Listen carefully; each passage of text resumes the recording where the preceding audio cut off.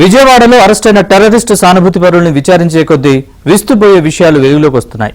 కేవలం ఒక్క మహిళతో తన సోషల్ మీడియా అకౌంట్ల ద్వారా 42 మంది పేద ముస్లిం యువతులను ఇందులో భాగస్వామ్యం చేయడం సంచలనంగా మారింది. ఈ నేపథ్యంలో మరికొందరి అరెస్టుకు పోలీసులు రంగం సిద్ధం చేస్తున్నారు.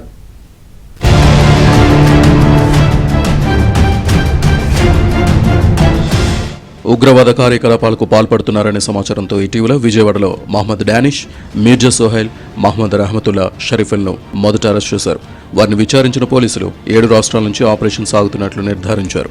ఆయా రాష్ట్రాలకు ప్రత్యేకంగా బృందాలను పంపించి మొత్తం 12 మందిని ఇప్పటివరకు అరెస్ట్ చేశారు. వీరంతా సోషల్ మీడియా ఖాతాల ద్వారా భారతదేశంలో ఉగ్రవాద కార్యకలాపాలకు ఊతమిచ్చేలా సహకారం అందించడంతో పాటు అమాయక యువతీ యువకులను ఈ రొంపులోకి దించారు.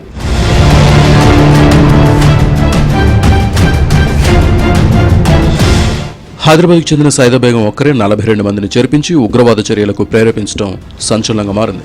కోర్టు అనుమతితో తొలి విడతలో సైదా బేగంతో సహా 5గురిని కస్టడీలోకి తీసుకుని విచారించారు. ఆ తర్వాత మరో 6గురిని 5 రోజుల పాటు కస్టడీలోకి తీసుకుని విచారించారు. పాకిస్తాన్ ఆధారిత హ్యాండర్లతో వీరికి సంబంధాలున్నాయని నిర్ధారించారు. ఖవాటీన్, మెనెక్స్ వంటి రహస్య సోషల్ మీడియా గ్రూపుల ద్వారా నిందితులు కార్యకలాపాలు నిర్వహించినట్లు తేల్చారు. యువతను జిహాదీ కార్యకలాపాల వైపు ప్రేరేపించడం, ఆయుధ శిక్షణ కోసం పాకిస్తాన్ లేదా ఆఫ్ఘనిస్తాన్కు పంపడం, దేశంలో దాడులకు పథకం వేయడం ప్రధాన ఉద్దేశంగా ఈ ఆపరేషన్ కొనసాగిస్తున్నారు.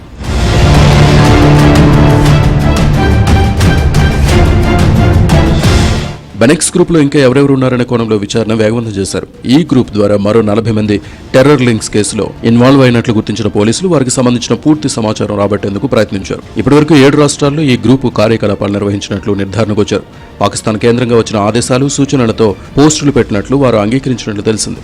త్వరలోనే మరికొంతమందిని అరెస్ట్ చేసేందుకు అధికారులు రంగం సిద్ధం చేస్తున్నారు.